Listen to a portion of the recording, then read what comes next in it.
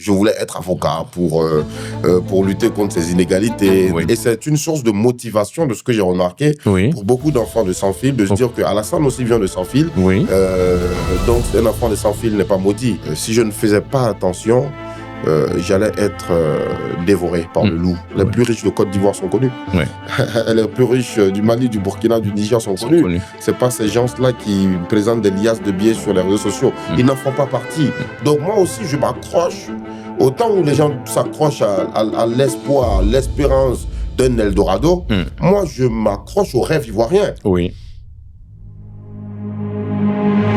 Assalamu alaikum, bonjour à toutes et à tous. Et bienvenue encore une fois sur Génération Leader, qui est le podcast de la Fondation Cheikh Boukari Fofana, qui nous invite à chaque épisode à rencontrer des personnalités qui, par leur cheminement, leur foi, leur parcours scolaire, universitaire et professionnel, leur engagement social, tracent des sillons qui peuvent inspirer plus d'entre nous. Aujourd'hui, nous avons l'occasion de rencontrer un jeune frère que vous devez tous connaître parce que très médiatisé. Il s'agit de notre jeune frère Drabo Alassane. Assalamu alaikum wa rahmatullah. Wa alaikum salam wa rahmatullah, cher père. Très content de t'avoir aujourd'hui. Tout le plaisir est pour moi. Je pense que tu es dans le rôle inverse aujourd'hui. C'est toi qui es interrogé. Et vraiment, on doit te dire d'ores et déjà toute notre fierté et de ta voix et de tout ce que tu fais. Et je pense que ça doit inspirer plus d'un. Et cette émission va nous permettre, en plus, vraiment de susciter des vocations pour ceux qui vont écouter. Alors, Drabo Alassane est titulaire d'une licence en journalisme qu'il a eu à l'ISTC. Et ensuite, il est tuteur d'un master en communication et marketing obtenu à l'Université of Abidjan. Il est journaliste présentateur à NCI, la chaîne ivoirienne NCI. C'est un parolier, c'est un slameur. Il a été lauréat de plusieurs concours de slam et il est marié. Alassane, est-ce qu'aujourd'hui, tu es satisfait de la présentation que j'ai faite de toi? Je suis totalement satisfait. Okay. Je pense que l'essentiel a été dit. L'essentiel a été dit. J'ai fait effectivement mes classes à l'ISTC Polytechnique. Oui. Ensuite, pour d'autres besoins de projets personnels, j'ai fait un master en communication et marketing à l'University of Abidjan. Oui. Et puis, voilà. Je suis aujourd'hui journaliste, présentateur en poste chez la nouvelle chaîne ivoirienne NCI. Ah, okay. En tout cas, comme on le dit, c'est un chemin. Il y en a qui vont voir que peut-être c'est fulgurant, mais il n'y a rien de fulgurant. Parce qu'à la base, il y a quelque chose de solide qui t'a permis de te propulser comme une rampe. Alors, est-ce que tu peux nous dire d'où tu viens, c'est-à-dire la famille, le cocon familial dans lequel tu as grandi, et puis comment les parents ont pu t'impulser toutes ces qualités aujourd'hui qui te permettent vraiment de bien exceller à tous les niveaux. Et puis, bien entendu, ton parcours scolaire et peut-être post-secondaire. Alors, mon éducation a été assurée par mes grands-parents. J'ai d'ailleurs une pensée pour eux. Okay. Feu Bema Ouattara et son épouse Malamta Ouattara, qui m'ont transmis très tôt des valeurs. Mon grand-père, on était dans le quartier de Sans-Fil, appelé à Liodan aussi, derrière Anoumabo. Oui. Mon grand-père avait l'habitude de me dire que dans la vie, tout s'obtient avec la patience. Et que l'ensemble des valeurs de la vie étaient au cœur de la patience. Que si tu es patient, tu ne seras pas orgueilleux. Si tu es patient, tu ne seras pas en colère. Et j'ai grandi dans ce cocon avec tous les autres cousins, frères et sœurs, dans la grande cour de Bema Ouattara à Sans-Fil. Donc c'est lui qui, dès les premières étapes de notre marche sur Terre, elle va donc nous inculquer certaines valeurs. Ma mère, elle s'est mariée, elle était dans une autre cour, elle faisait son foyer. Et donc, nous sommes restés avec nos grands-parents. Ce sont eux qui ont donc assuré la majeure partie de notre éducation. Quoique, nous avons fait une bonne partie aussi avec maman. Maman qui, de par sa rigueur, a su nous permettre d'éviter certains pièges que la société nous tendait très tôt.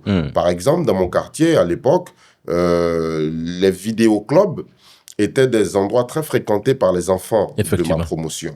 Et pour pouvoir y jouer, certains avaient tendance à voler l'argent de leurs parents pour aller jouer au vidéoclub. Moi, aujourd'hui, je ne sais pas attraper une manette. Ouais. Ça étonne beaucoup de mes amis. Oui. Et j'ai dit, non, mais je sais jouer au foot, mais je ne sais pas attraper une manette. Ils me disent, mais comment c'est possible? Je dis, ben, parce que ma mère en avait horreur. OK. Puisque les enfants volaient pour aller jouer au vidéoclub. Moi, je n'avais pas le droit de rentrer dans les vidéoclubs. Voilà pourquoi je n'ai pas su jouer à la manette. Je n'ai pas su faire le vidéoclub.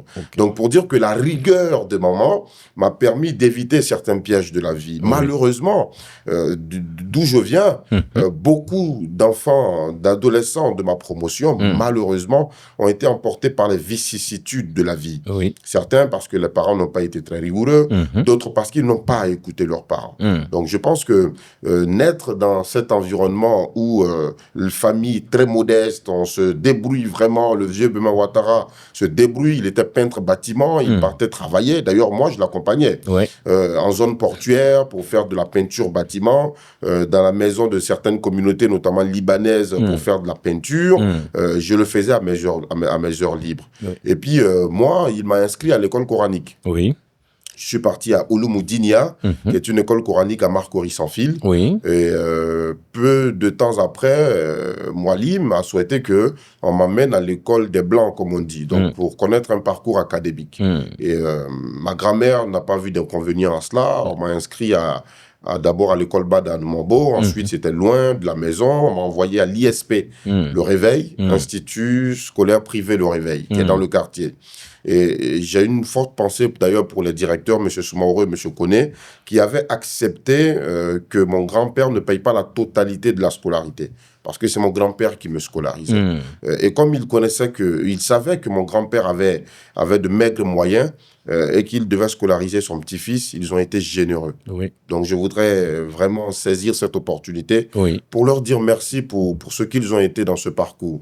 Donc j'y ai fait de la classe de CE1 à la classe donc de CM2. C'est là que j'obtiens l'entrée en 6e. Ensuite, je pars au lycée moderne de Koumassi, où je fais donc de la 6e à la 3e. Et quand j'ai le BEPC, j'intègre finalement le lycée moderne de Trècheville.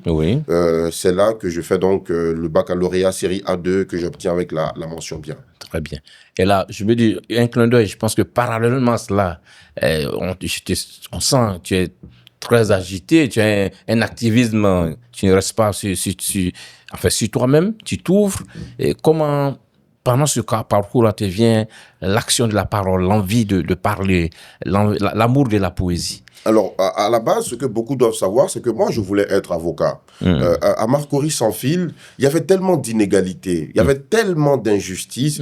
À midi, le quartier était paralysé, on était obligé de rester à la maison. Parce que les gangs s'affrontaient. Il y avait beaucoup de voyous, de criminels dans le quartier. Et les mots ne sont pas forts, je vous rassure. C'était compliqué. Il y avait beaucoup d'inégalités, beaucoup d'injustices. Je regardais la société différemment. Vous voyez, lorsque nous sommes en bordure de la lagune Ébriée à Marcory sans fil, on voit à Cocody les ambassades, Riviera Golf. On voit de l'autre côté, on voit ces belles maisons surplombées de barrières électriques. On voit ces villas cossues, on voit ces hôtels de luxe.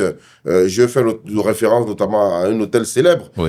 Et de l'autre côté, nous, c'est l'envers du décor. C'est la misère, c'est la pauvreté extrême, c'est les difficultés pour se nourrir, se soigner. Des personnes qui, à nos yeux, sont mortes. Parce qu'il n'y avait pas les moyens pour les soigner, même les premiers soins, ça a été compliqué. Et moi, je voulais de base, je voulais être avocat pour lutter contre ces inégalités, défendre les pauvres, être aux côtés des plus faibles, combattre l'injustice que je voyais dans la société. Et puis, je rencontre un de mes oncles, qui est devenu mon père adoptif, qui s'appelle Paré-Parguin Michel Ahmed, on l'appelle Zoro. Figure connue aussi de la communauté, puisqu'il a encadré bon nombre de jeunes ayomsistes. Il était le cofondateur du journal qu'on appelait à l'époque Al-Fourkan. Et donc, en 2014, lorsque j'intègre l'AEMC, mon père Zoro découvre en moi une certaine qualité à l'occasion de la maîtrise d'une cérémonie du sous-comité AEMC de Koumassi. Et depuis lors, il dit que je ne savais pas, Alassane, que tu avais cette qualité. Parce que ce que beaucoup ne savent pas, c'est que moi, je suis adopté par Zoro depuis que je suis dans le ventre de ma mère, de ce que ma mère m'explique. Ma mère, c'est que quand elle était enceinte de moi, elle était très très jeune, renié par la famille, vous connaissez naturellement Bien sûr. les valeurs auxquelles tenaient Nos parents. Nos parents, Ouais. ce qui est compréhensible. Elle était avec l'une de ses amies, paix à son âme, et elle se défendait. Elle partait laver les assiettes d'une femme qui vendait à manger. Et à côté de ceux-ci habitait justement papa Zoro. Et à chaque fois, il lui disait beaucoup de courage, l'enfant qui est dans ton ventre, il est le mien. Et on se voyait toujours dans le quartier, il était toujours de bons conseils, toujours affectueux, mais jusqu'à ce que nous nous rapprochions vraiment à partir des années 2014, lorsque j'intègre l'AUMC. Puisqu'il y était, il assistait aux événements. Et donc, c'est lui qui m'insuffle, c'est lui qui m'inocule ce virus de la parole. C'est lui qui me transforme. C'est lui qui décide que je vais faire de la poésie. Qu'en même temps que je vais mettre de cérémonie, à certains moments, je vais faire moi aussi de la poésie. Je vais faire du slam dans la même cérémonie et que c'était quelque chose d'inédit. On ne voyait pas ça partout. Que ce serait une autre corde à mon arc. Donc, c'est vraiment lui qui me donne cet amour de la plume. Parce qu'avant même que de parler, il savait écrire. Et donc, il m'a d'abord appris à écrire des proses, à sortir des vers. Il m'a appris aussi à faire des éditoriaux et qu'on exploitait entre nous. Et je pense que vraiment, c'est lui qui a été pour beaucoup dans cette passion aujourd'hui pour le journalisme. Alors, et quand on a fini d'éduire ça, je pense que, et là, après le bac, bien entendu, et puis le militantisme à l'AMC, on opte pour l'ISTC. Est-ce que, pour quelqu'un qui a voulu être avocat, pourquoi, en ce moment-là, l'idée de partir peut-être à l'université ou bien dans une université pour faire du droit est mise de côté pour le journalisme? Est-ce parce que Zoro a vraiment influencé? Exactement. Zoro a influencé, mais il a influencé positivement. Je n'ai en aucun cas été contraint à faire du journalisme. Je pense d'ailleurs que ça se voit au quotidien, que je fais mon métier par plaisir. C'est ça, ouais. Je n'ai en aucun cas été contraint. Il a réussi à me transmettre l'amour de son métier. Et j'ai compris aussi, à travers cet amour, que c'est un métier qui peut me permettre de défendre aussi les inégalités, de combattre les inégalités, de défendre les causes des plus démunis. J'ai par exemple cette anecdote que j'aime dire. Je partais à Séguéla à l'occasion d'une mission et nous nous sommes arrêtés dans un petit village sur la route. Et l'école de ce village-là était faite de paille. Et c'était un mois de Ramadan en 2021. Nous sommes partis faire la mission. À l'époque, j'étais chez la RTI. Et au retour, nous nous sommes arrêtés spontanément pour faire un reportage. Je l'avais promis. Et après la diffusion de ce reportage, les équipes du ministère de l'Éducation se sont mobilisées pour offrir des salles de classe en bonne et due forme à cette école-là. Donc, quand l'ouverture a été faite, le directeur de l'école a tenu à m'envoyer un message. Et ça, franchement, je pense que c'est l'une des plus belles récompenses pour un journaliste. Je voulais, depuis mon quartier de Sans-Fil, impacter positivement. Et je me rends compte qu'avec mon métier, je peux aussi contribuer à changer les conditions de vie de certaines communautés. Bien entendu. Et puis même à toucher du doigt certaines réalités, comme je l'ai fait plusieurs fois. Alors, je vais dire, dans le militantisme, je sais que le slam, tu l'as fait de façon, j'allais dire, tu l'as fait, enfin, pas passion. Mais est-ce que, j'allais dire, ton militantisme s'est plus enraciné grâce au fait que systématiquement, tu assurais la maîtrise de cérémonies, de plusieurs activités. Est-ce que, j'allais dire, comment le militantisme a pu impacter ta passion pour l'islam, ou bien inversement, c'est le slam qui t'a permis de mieux t'enraciner dans le militantisme islamique? Non, absolument pas. C'est l'inverse, c'est le premier. C'est le militantisme qui m'a tout apporté. Je le dis en général, même quand j'ai l'opportunité aujourd'hui de m'exprimer auprès de jeunes frères de l'AUMC, je leur dis que, vous savez, il faut prendre très au sérieux ce que vous faites à l'AUMC. Si vous êtes secrétaire de section, prenez ça très au sérieux. Quel que soit le poste que vous avez, prenez ça très au sérieux. Parce que moi, l'AUMC m'a offert la plus belle lucarne pour m'exprimer et pour développer mes compétences. Et sans, je veux dire, cette opportunité, ce cadre du militantisme, certainement qu'il y a des qualités que j'ai aujourd'hui que je n'aurais découvert que plus tard. Oui. Il y a des compétences que je n'aurais pas réussi à développer. Oui. Et je pense que le militantisme a été pour beaucoup, puisque les premières scènes qui ont été offertes sont celles du militantisme. C'est ça. À l'AMC Koumassi d'abord, dans les sections, au sous-comité, ensuite vers d'autres sous-comités, et après maintenant le bureau exécutif national, et puis la communauté de façon plus large avec le Conseil supérieur des imams. Donc pour dire que c'est vraiment la communauté qui m'a construit, qui m'a fait, et qui m'a donné mes premières chances, qui a cru à un jeune, un enfant de la communauté, qui lui a donné des scènes pour s'exprimer. Et c'est au cœur de ces scènes-là que le talent, je pense, de parolier, de slammer a pu se polir. Mais rends compte aujourd'hui que votre génération, en fait, les jeunes aujourd'hui, c'est vrai, il faut l'enracinement spirituel dans nos associations islamiques, mais de plus en plus, les jeunes sont portés par l'art oratoire. Pendant qu'on y est, tu es un maître de cet art-là, pas pour te flatter, ben parce que, je veux dire, tu as glané plusieurs prix, ce qui t'a permis aujourd'hui facilement je peux dire, mais tu n'as pas fait de stage pour devenir présentateur parce que tu l'avais déjà en toi. Quelles sont les qualités pour quelqu'un qui veut aujourd'hui être un grand slameur, un parolier? Quelles sont les qualités, les prérequis pour vraiment aspirer à ce métier-là? La première qualité à avoir, c'est l'amour de la lecture. Il faut être friand de lecture. Il faut pouvoir lire. Autant vous pouvez être en mesure de vous acheter une paire de chaussures, une cravate, une chemise, des vêtements, autant vous devez être à même et prompt à vous acheter des livres. Et c'est à travers la lecture que votre style d'écriture à vous-même peut s'affiner. C'est à travers la lecture que vous allez découvrir de nouveaux mots, de nouvelles expressions que vous allez utiliser dans vos textes, dans vos différents discours. C'est à travers la lecture que vous allez affirmer aussi, d'une certaine façon, votre personnalité d'orateur. Après, oui, il y a beaucoup de leçons, mais je conseillerais de s'inspirer aussi de figures connues de la parole. Voilà, il y a des gens qui, en termes de discours, par exemple, un Barack Obama ou un Sarkozy, excellent, très éloquent en la matière. En termes de présentation, Ali Diarasouba, à qui je fais un coucou, est aussi excellent en la matière. Vous avez de quoi apprendre de lui. En termes de slam, Mbomou Mamadou ou encore des jeunes aujourd'hui comme Placide Conan, Néoulou sont des maîtres, des références en la matière.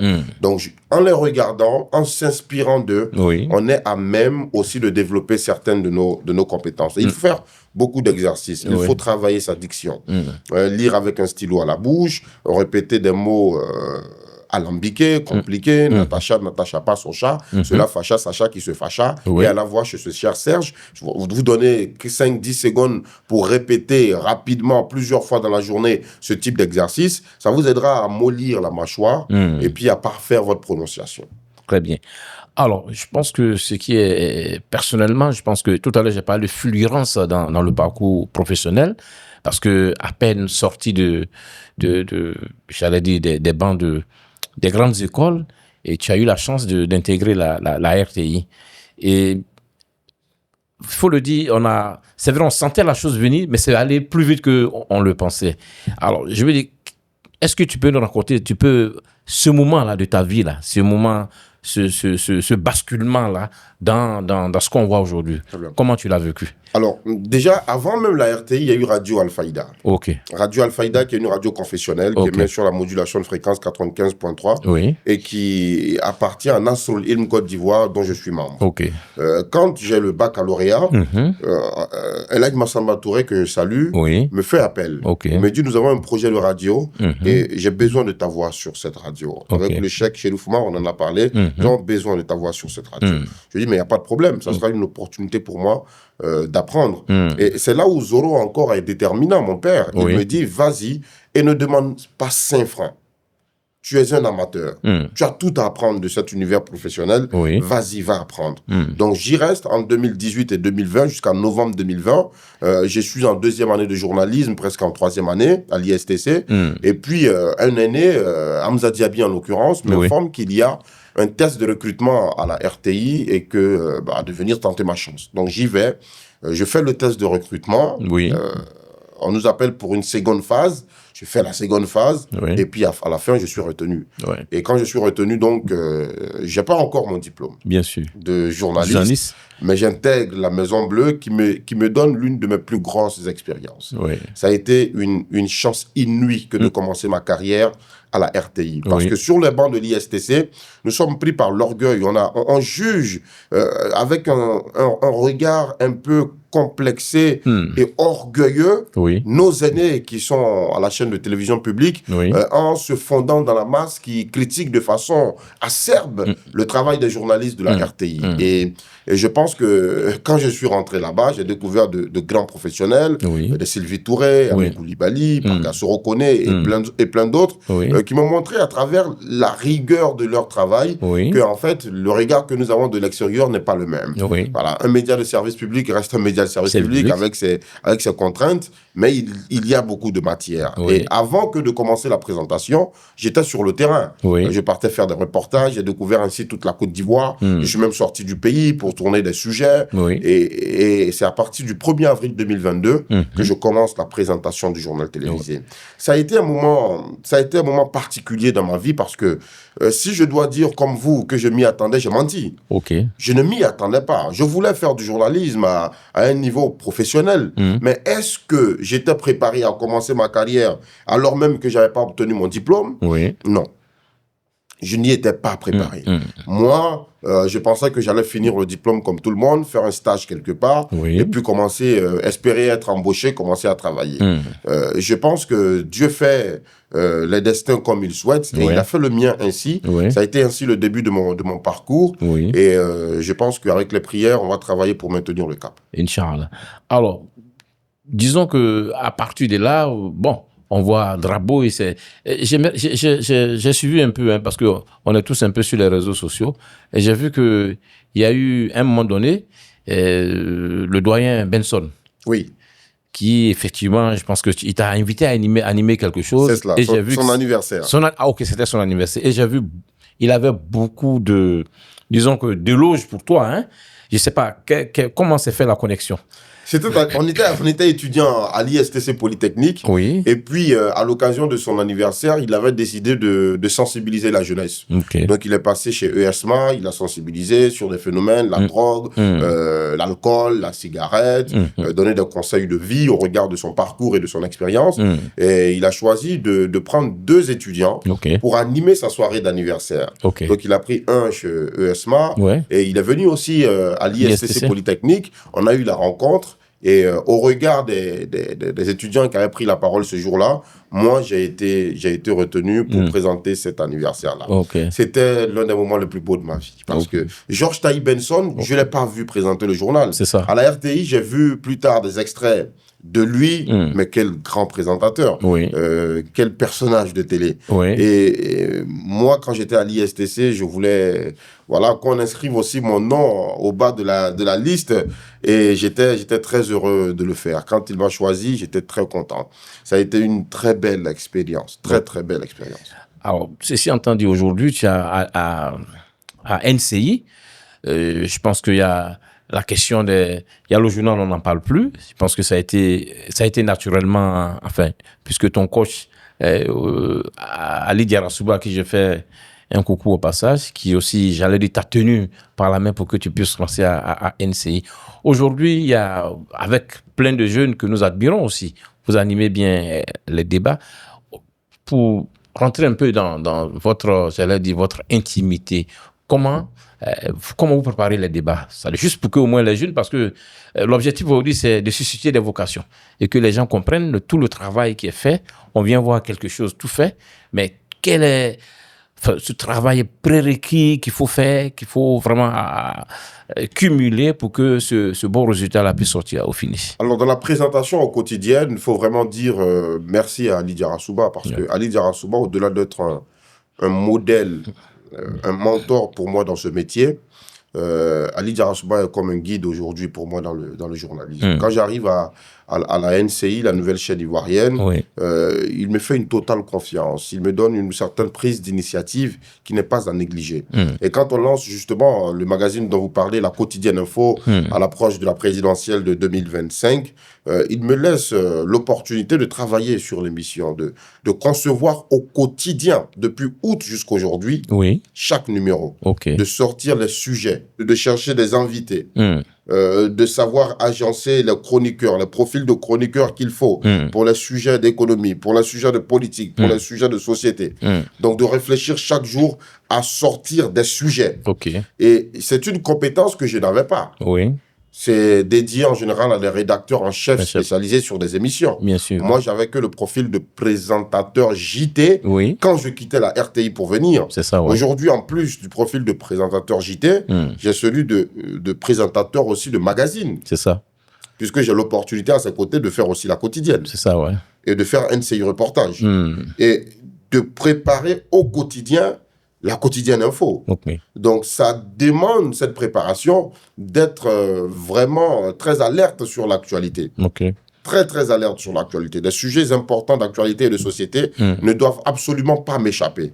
Puisque nous sommes un magazine d'info qui traite de sujets d'actualité. Il y a des sujets dont on a souvent l'impression que c'est passé, mais non. C'est pas passé.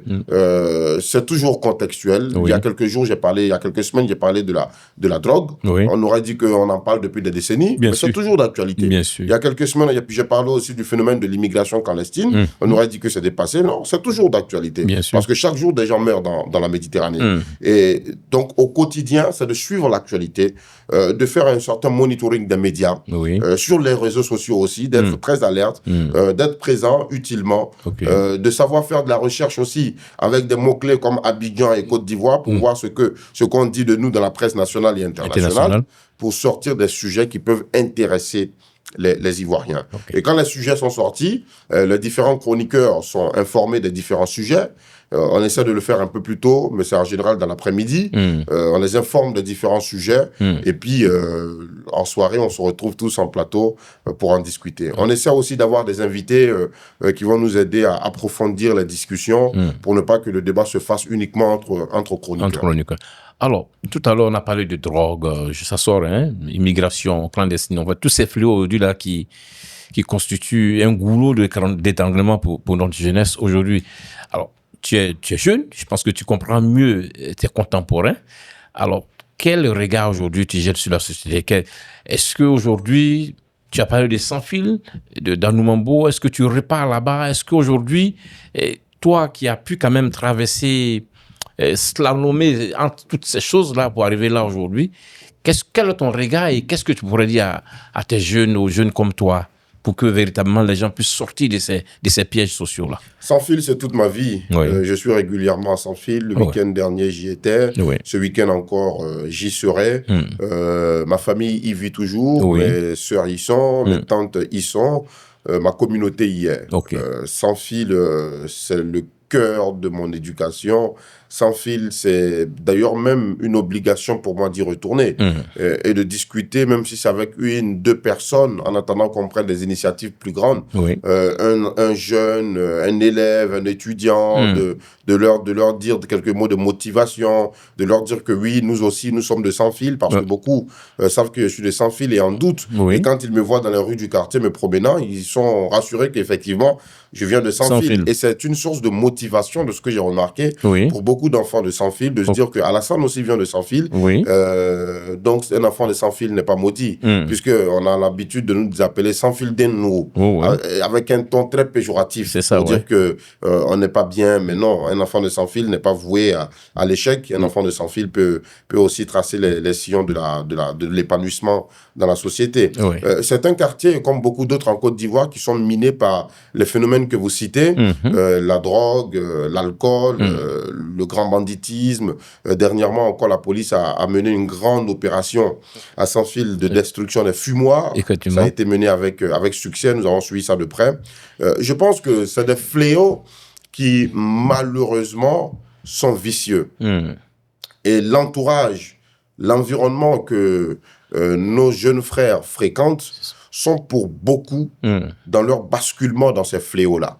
C'est pourquoi il est important que dès le cocon familial, on puisse expliquer l'utilité aux enfants d'avoir des amis qui les orientent vers progrès, vers études, vers réflexion sur des sujets importants, des amitiés ou des cercles qui les influencent positivement sur les bonnes valeurs. Malheureusement, aujourd'hui, ils sont contaminés à la source de ces vices-là par beaucoup de leurs camarades. Ils ont l'influence des réseaux sociaux aussi. Ils regardent certaines personnes faire des pitreries, pardonnez-moi, sur les réseaux sociaux et veulent reproduire ça, en pensant que ce sont eux les bons modèles à suivre. Alors que non, c'est pas eux les bons modèles à suivre. C'est pourquoi, même sur la question de l'immigration clandestine, du rêve qu'on vend aux autres, moi, j'ai cité mon parcours, vous avez cité aussi, moi, je n'ai pas étudié en Europe. J'aimerais bien. D'ailleurs, je postule pour une formation. J'aimerais bien, mais je n'ai pas étudié en Europe. Je n'ai pas fait de vie en Europe. Mais je travaille dans mon pays. Je suis épanoui dans le travail que je fais dans mon pays. Je crois à la capacité de mon pays et de ce continent à créer beaucoup de Ali Diarra-Souba, beaucoup de stars comme Tiken Jah Fakoly, des Didier Drogba, encore et encore. Donc moi aussi, je m'accroche, autant où les gens s'accrochent à l'espoir, à l'espérance d'un Eldorado, moi je m'accroche au rêve ivoirien. Et c'est ce rêve ivoirien-là, ou ce rêve africain-là, qu'on doit parvenir à faire comprendre à la jeune génération qu'il y a des choses à faire sur ce continent et donc on n'a pas trop le temps. Et comme nous n'avons pas trop le temps, les vices de la société, la drogue, l'alcool, le grand banditisme, l'immigration clandestine, on devrait s'en éloigner et se consacrer à nous-mêmes, notre propre épanouissement et puis à l'impact qu'on peut avoir sur la société. Je pense que c'est vraiment très bien dit. Aujourd'hui, c'est dit qu'il faut il faut savoir influencer notre jeunesse. Et je pense que c'est un message à l'endroit de beaucoup d'hommes qui partent. On est tous, la plupart d'entre nous, on part des quartiers modestes pour vraiment arriver à quand même un sommet relativement radieux. Et il est important de toujours cette redevabilité-là, qu'on le veuille ou pas, nos quartiers, nos familles, nos villages, nos villes nous ont vu grandir, nous ont donné beaucoup de choses qui nous permettent d'être ce que nous sommes aujourd'hui.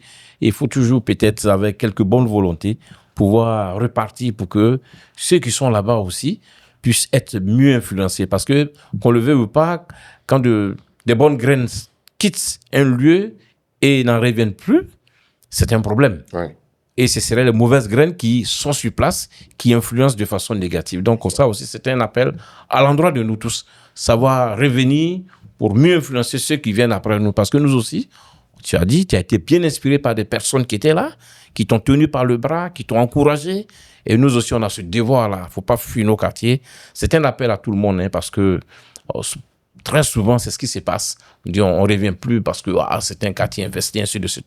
Alors qu'il y a des personnes qui étaient là, qui nous ont influencés positivement. Et nous aussi, on a ce devoir. Alors aujourd'hui, au-delà de tout, c'est intéressant parce que tu es marié. Et ça, c'est une très bonne chose parce qu'aujourd'hui, les jeunes, souvent, c'est le cadet des soucis, alors que je pense que c'est un point d'équilibre.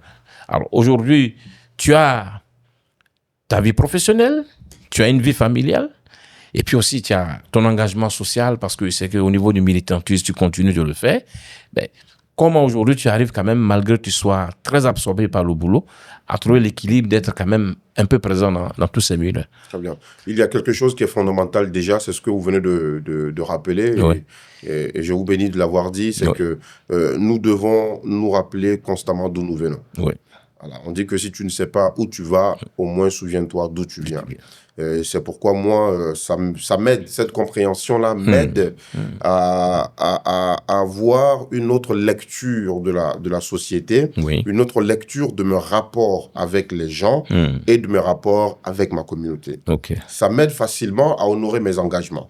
Parce que je suis conscient d'une chose aujourd'hui, que je n'aurais jamais eu ce parcours-là sans le soutien de ma communauté. Donc, ma vie de famille avec mon épouse, elle comprend. Elle sait que que nos programmes en tant que journalistes sont totalement aléatoires. Quand nous étions mariés, elle était étonnée de comprendre que je pouvais partir au travail vers 20h, puisqu'il y avait le journal samedi ou dimanche de 23h sur RTI, RTI, oui. et rentrer à 1h du matin. Il dit, bah, voilà, c'est la réalité d'un journaliste qui est là. Je peux rester à la maison toute la matinée, là où les autres sortent à 6h, 7h, Oui. tout comme je peux sortir certains matins à 6h Oui. et rentrer seulement qu'à 22h, 23h. Oui. Tout comme il y a des jours où je n'ai pas d'antenne du tout, je suis à la maison, je ne fais rien. Oui. Donc je pense que là, mon épouse, c'était un challenge au départ. Ok. Qu'elle puisse comprendre que le journaliste, il n'est pas forcément astreint à un programme comme celui qui travaille dans l'administration. Il a un programme qui est fonction vraiment, souvent même de l'actualité. C'est ça. Et ça, par la grâce de Dieu, aujourd'hui, elle l'a intégré. Mes parents comprennent que de moins en moins, ils me voient. Je parlais de ma communauté à sans fil, ma famille élargie, que de moins en moins, ils me voient en raison du boulot, en raison de la petite famille, en raison d'autres engagements aussi dans la communauté. Mais je m'arrange toujours à honorer mes engagements. Oui. Quand je ne peux pas me déplacer quelque part, je préfère le dire tout de suite. Oui. Je ne pourrai pas venir parce ça. que j'ai telle contrainte et je m'excuse. Okay. S'il y a une autre action à mener, je préfère mener cette action-là. Okay. Quand je peux venir physiquement, je suis là physiquement. Okay. Mais toujours, est-il que je privilégie ma présence physique parce que quand vous sortez d'un milieu et qu'aujourd'hui on vous pointe du doigt comme une certaine référence, comme un modèle, c'est toujours une fierté pour ceux de ce milieu-là de vous revoir. Bien sûr. Et de pouvoir dire aux autres aussi avec fierté que, vous voyez, non, il est un des nôtres. Donc c'est pourquoi nous, on privilégie, et ça, Ali Darasouba me le dit aussi tout le temps, lui d'ailleurs qui est aussi présent à chaque sollicitation aux événements de la communauté auprès des jeunes de l'AMC, de faire des efforts d'être toujours présent. Ok. Alors, comme on l'a dit, après tout cela aujourd'hui, je veux dire au niveau, je vais pas, c'est un pan spirituel maintenant, parce que je sais que tu étais engagé dans ce sens-là. Aujourd'hui, quel est le rôle de cet engagement, je ne veux pas d'engagement, le rôle de ce cheminement spirituel-là dans ta stabilité, parce que qu'on ne le veut pas, tu es une star. Et quand on est une star, on te voit à la télévision, on est beaucoup bousculé, on a une pression énorme. Et comment aujourd'hui ce cheminement, cet attachement spirituel te permet de toujours garder l'équilibre? Ah, c'est très important. Ouais. Ça, c'est le cœur même de tout ce que nous faisons. Oui. Parce que moi, mon attachement déjà à la spiritualité était venu d'un constat. J'avais déjà commencé à intégrer certains milieux. Et si je ne faisais pas attention, j'allais être dévoré par le loup. Et comme on dit, le loup ne dévore que la brebis égarée. C'est ça. Et c'est surtout cette crainte d'être dévoré par le loup qui m'a poussé beaucoup plus rapidement, avant même que je ne finisse des recherches sur les questions que j'avais sur la spiritualité, la spiritualité musulmane, à y aller, à faire le pas. Parce que je n'ai pas voulu me retrouver dans une situation où ma foi serait fortement attaquée. Et où je serais amené peut-être même à faire des choix qui allaient être en désaccord avec ma foi. Ça n'honore pas le militant que je suis, ça n'honore pas le fils de la communauté musulmane que je suis. Et c'est pourquoi chaque vendredi, je me débrouille après la prière de Juma pour le Tidjane que je suis, à aller faire la Hadra. Je m'arrange à ce que tout le monde sache que je suis musulman, pratiquant, et que je suis dans une école spirituelle. Ça a tout son sens parce que ça m'aide à couvrir mes journées déjà de pratique spirituelle. Le matin, après le réveil, après la prière du matin, j'ai quelques moments de zikr, de lecture, de Coran. L'après-midi, pendant que le boulot est à son comble, quand on a le stress du boulot, quand je finis ma prière de Asr, je m'offre 15 minutes de chapelet. Quand je n'ai pas le journal ou les contraintes du boulot, j'ai ce que nous appelons chez nous la wazif à faire. Le soir, quand je rentre avant de me coucher, j'ai mon chapelet à faire. Je couvre ma journée de pratique spirituelle et ça a un sens important, c'est que ça me permet de me souvenir d'Allah subhanahu wa ta'ala à chaque grande étape de la journée. Je me réveille avec son nom. Au milieu de la journée, j'ai le souvenir de lui. J'ai un moment de méditation et de chapelet. Le soir, avant de me coucher, je m'endors après avoir été en connexion avec lui. Et je pense que ça, c'est une boussole. c'est une clé, c'est une protection. Pour moi qui suis fils de la communauté musulmane, de me dire en même temps que oui, tu es aujourd'hui sur cette trajectoire-là, mais la trajectoire qui puisse te permettre de tenir, qui puisse te permettre d'aller un peu plus loin, c'est une seule et c'est Dieu. Ok. Alors, un clin d'œil aussi par rapport à ton métier. Je pense que vous êtes en contact avec la vie politique du pays, de la Côte d'Ivoire. Alors, pas que la question que je vais poser n'est pas de juger tel ou tel, mais c'est une réflexion philosophique. La politique, elle est là, elle nous dévore, elle nous assage, elle nous, elle nous couvre véritablement parce que l'action politique impacte véritablement notre vie. Et vous avez l'occasion de rencontrer les hommes politiques, d'avoir le regard tous les jours. Si le jeune musulman qui regarde de loin, qu'est-ce que tu pourrais dire, toi en tant que jeune musulman, de la politique? Comment la définir? Mais surtout, comment faire en sorte que lorsqu'on est politicien et qu'on est musulman, on puisse quand même s'en sortir? Très bien. Alors, c'est une belle question, une question un peu difficile, parce que je n'ai pas encore fait la politique. Ça ne fait pas l'ombre d'un doute que j'ai des ambitions. Mais je n'ai pas encore essayé. Et peut-être que je le ferai dans des années lointaines. Cependant, le jeune musulman que je suis et qui est journaliste observe la mauvaise foi dans la politique. Et le jeune musulman ne peut pas accepter la mauvaise foi. Donc, ça ne fait pas partie des valeurs que ma religion m'enseigne et me recommande. Donc moi, le regard que j'ai, c'est d'inviter les hommes politiques à faire preuve de bonne foi. Qu'ils soient du pouvoir ou de l'opposition, qu'ils soient indépendants, qu'ils soient des débutants en politique, c'est de faire preuve de bonne foi. Voilà. La mauvaise foi, ça ne peut nous conduire que dans les abîmes. Et c'est justement parce qu'on a fait pendant longtemps preuve de mauvaise foi qu'on s'est retrouvé dans des alliances de circonstances, qu'on s'est retrouvé à plonger le pays dans des crises interminables. Parce que même quand la vérité, elle est palpable, comme on est de mauvaise foi, on préfère dire autre chose que de dire ce qui est. Et ça, nos populations, nos parents qui sont encore très illettrés, n'arrivent pas à le comprendre. Elles n'ont pas d'instruction académique, c'est difficile pour eux de le comprendre. Et nos parents, nos populations en général suivent les hommes politiques eu égard à des considérations géopolitiques, à des considérations religieuses, à des considérations ethniques ou raciales. Et donc, elles n'ont pas le temps de s'attarder sur les idéologies politiques. Tu demanderas à beaucoup de gens aujourd'hui quelle est l'idéologie de Laurent Gbagbo, ils ne connaissent pas. Il va te dire, non, moi je suis BD, c'est mon parent, je le suis. Quelle est l'idéologie de Alassane Ouattara? Il ne connaît pas. Non, je suis Djoula, moi je le suis. Alors que non, c'est pas ça la politique. Bien sûr, La politique, c'est d'abord des idées, des partis politiques qui ont des idéologies. Soit ils sont de gauche, soit ils sont de droite, soit ils sont j'allais dire du centre, mais ils sont libéraux, démocrates, socialistes, afro-pragmatiques, de plus en plus on en voit, panafricanistes aussi, révolutionnaires, on en connaît. Mais il faut qu'il y ait une idéologie et il faut que ce soit sur la base de cette idéologie-là qu'on suive un homme politique. Et comme eux, malheureusement, pour la plupart, font preuve de mauvaise foi souvent, ils entretiennent cette politique encore tribaliste, ethno-raciale, cette politique communautaire qui fait que nos parents, malheureusement, ne sortent pas de l'engrenage. Le jeune musulman et journaliste qui commente l'actualité politique depuis un moment découvre qu'il y a beaucoup de mauvaise foi dans le champ politique. Et ce n'est pas que propre à la Côte d'Ivoire, c'est propre à pratiquement tous les pays qui nous entourent. La mauvaise foi dans le champ politique. Et ça, c'est une gangrène.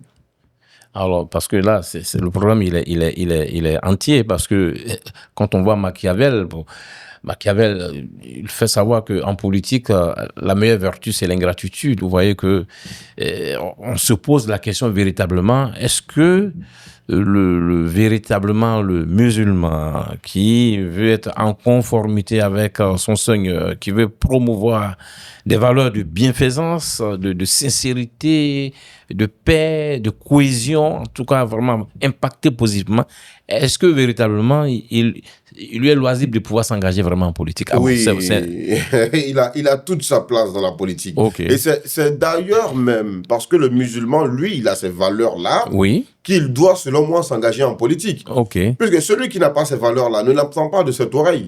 Lui, il sera prompt, comme dit Machiavel, que vous citez justement. Il dit que même s'il faut tuer ton parent pour que règne la paix dans la cité ou pour arriver à tes fins, Machiavel conseille au prince de tuer son parent. Bien sûr. Mais le musulman, lui, il ne fait pas ça. Bien sûr. Le musulman, lui, il ne fait pas ça. Oui. La fin pour le musulman ne justifie pas toujours les moyens. Voilà, il faut qu'elle soit accompagnée de certaines valeurs. Okay. On a tous vu comment, au sorti de la crise politique de 2010, toutes les communautés étaient touchées, meurtries dans leur chair, 3000 morts. C'est pas une fierté pour le musulman. Bien sûr. Et donc, le musulman, lui, quand il vient faire la politique, il se dit, bon, écoutez, moi, je suis musulman, j'ai déjà la lumière et le modèle de Mohammed, sallallahu alayhi wa sallam, qui m'a déjà expliqué à travers le traité d'Al-Hudaybiyah comment gérer la question de la cohésion sociale. Je peux m'en inspirer. J'ai déjà le modèle de Mohammed qui m'a déjà montré comment est-ce que je peux me comporter avec ceux qui ne sont pas du même avis que moi. Bien sûr. Ça, je peux l'exploiter. J'ai déjà le modèle de gouvernance de Mohammed, la répartition des charges, l'équité et la justice sociale. J'ai ce modèle-là en Mohammed, sallallahu alayhi wa sallam. Et donc, je peux l'utiliser à bon escient, au moment opportun, lorsque je suis dans l'arène politique. Ça va me distinguer des autres. Les électeurs verront que moi, j'ai toujours une notion de morale, une bonne dose de morale que j'ajoute à mon action. Parce que même Machiavel le dit, il dit que mais le prince n'est pas machiavélique. Bien sûr. Et ça veut dire que oui, le prince, il est dans son rôle, il doit aller chercher ses moyens, il doit réussir sa mission, mais il n'est pas machiavélique. C'est Machiavel qui le dit. Il dit le prince n'est pas machiavélique. Ça veut dire que le prince réfléchit. Il est doué de raison. Il est doué de facultés qui lui permettent de discerner le bien du mal. Et le musulman, lui, il cherche toujours la paix. L'islam vient de salam, qui veut dire la paix, c'est ce que vous nous avez enseigné. Et au-delà de tout ça, le musulman qui dirige, le musulman qui est politicien, n'est guidé que par une seule intention. C'est de créer les conditions favorables pour que les populations qui vivent sur le territoire qu'il gouverne là soient heureuses, en paix, en sécurité et épanouies. Et aujourd'hui, la foi musulmane elle-même, elle est attaquée. On ne le dit pas assez. La foi musulmane est attaquée. Il y a beaucoup de contre-valeurs qu'on impose. Il y a beaucoup de termes qui sont employés. Le djihad, pour nous les musulmans, c'est la fonction suprême de l'âme du musulman. La fonction suprême de l'âme du croyant. Mais pourquoi c'est le djihad qui est utilisé pour qualifier les terroristes barbares? Ce qu'ils font est tout sauf du djihad. C'est du terrorisme pur et simple. Mais tout ce narratif-là, il a quelle vocation? Il a pour vocation de dénaturer un certain message, de mettre dans une mauvaise posture une certaine communauté que nous partageons, la foi que nous portons. Et si nous nous engageons, nous pouvons faire changer les choses. Inch'Allah. Certains, moi j'en connais dans les médias qui ne disent pas djihadistes pour qualifier les terroristes. Bien sûr. Ils les appellent tout simplement terroristes. Terroristes, bien sûr. Parce qu'il y a un autre message que nous devons promouvoir. En tout cas, moi, j'encourage tous les frères qui veulent faire la politique et les sœurs aussi à s'y engager. Alors, nous sommes là dans le cadre de Génération Leader, qui est un podcast de la Fondation Cheikh Boukari Fofana. Alors, je voudrais que, sûrement, vous ne l'avez pas connu de près, mais vous avez, peut-être ces derniers jours, vous les avez, en tant que peut-être journaliste, tu as peut-être eu la chance de l'écouter. Aujourd'hui, quel regard tu jettes sur le parcours de cet homme et de l'héritage qu'il nous a légué? Cheikh Boukari Fofana, rahimahullah, il fait partie de ces hommes qui ne sortent que tous les siècles. Parce que quand on regarde l'impact de Cheikh Boukari Fofana sur l'évolution de la communauté musulmane de Côte d'Ivoire, et quand je me regarde, je peux dire que de là où il est, Cheikh Boukari Fofana peut reposer en paix. Cheikh Boukari Fofana, j'ai entendu beaucoup de vidéos de lui, beaucoup de récits de lui, dans lesquels il disait sa volonté de construire une société de musulmans capables d'affirmer leur foi sans aucune hésitation, sans aucun complexe, avec conviction, avec amour et avec sincérité. Et aujourd'hui, nous sommes des centaines de cadres, de jeunes cadres musulmans de cette communauté qu'il a bâtie de ses mains avec ses frères à affirmer notre foi, à dire que nous sommes fiers d'être musulmans, à l'exprimer partout où besoin sera. Mais ça, c'est la résultante du combat de Cheikh Boukari Fofana. Oui. Puisque avant, nos parents se cachaient. Bien sûr. Ils ne voulaient même pas qu'on dise qu'ils sont musulmans. Certains avaient peur d'aller à la mosquée. Et puis sont venus les événements malheureux qu'on a connus, où les communautés ont failli être opposées. Effectivement. Et où il a fallu la voix et la parole d'un homme. Je me souviens encore comme si c'était hier, j'étais adolescent. C'est lui qui en boucle passait sur Radio Al-Bayan pour dire aux musulmans de ne pas répondre, que nous ne sommes pas dans une crise de religion, Oui. que nous ne sommes pas dans une guerre civile, que le problème il est politique. C'est lui qui a permis à la communauté et même à la Côte d'Ivoire de maintenir son tissu social encore intact. C'est un homme d'une vision trop large. Et je pense que la communauté n'a même pas encore fini d'exprimer la vision du Cheikh. Et je suis heureux que ses disciples, ses enfants, qui sont nos pères, qui dirigent la communauté aujourd'hui, s'inscrivent dans la même vision que lui et réalisent à compte-gouttes les différentes initiatives qu'il avait.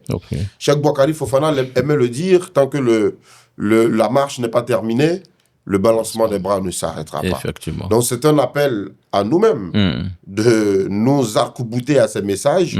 Je salue d'ailleurs le formidable travail de la Fondation Cheikh Boukari Fofana, qui nous ressort des pépites parmi ses interventions publiques, qui nous rappelle l'essentiel de notre foi et du message central qui était celui de Cheikh Boukari Fofana.